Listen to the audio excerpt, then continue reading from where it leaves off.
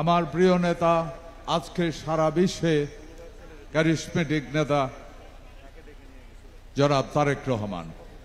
আপনারা জানেন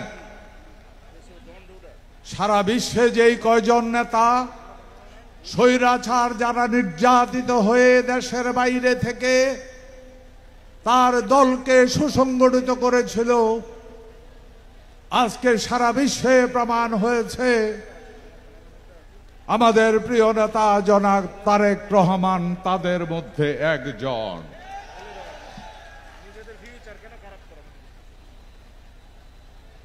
ইরানের স্বৈর শাসক শাহ খোমেনিকে দেশ ত্যাগ করেছিল তার দলকে ধ্বংস করার জন্য।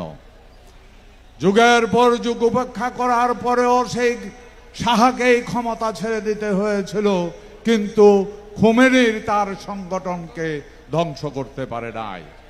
যুগের পর যুগ স্বৈর শাসকেরা কারাগারে রেখেছিল, শুধু নেলসন ম্যান্ডেলার দলকে ধ্বংস করে স্বৈর শাসনকে যুগের পর যুগ চালিয়ে নেওয়ার জন্য। যুগের পর যুগ জেলে থাকার পরেও তারা পারেনি নেলসন ম্যান্ডেলার সেই দলকে ধ্বংস করতে। একদিন স্বৈর শাসকদেরকেই পালিয়ে যেতে হয়েছিল। তেমনি স্বৈর শাসক শেখ হাসিনা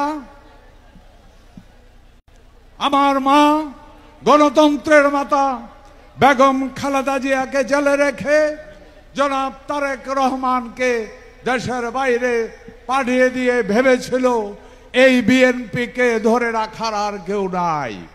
সুতরাং একদিন বিএনপি স্বৈর শাসকের কাছে মাথা নত করবে, তারা যুগের পর যুগ এই দেশের উপর জুলুম নির্যাতন চালিয়ে যেতে পারবে।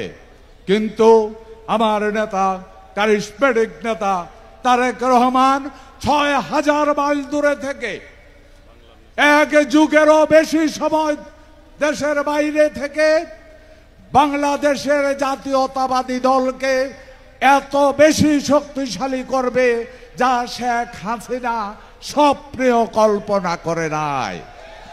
যার পরিণতিতে ৫ তারিখে শেখ হাসিনা পালিয়ে যেতে বাধ্য হয়েছে।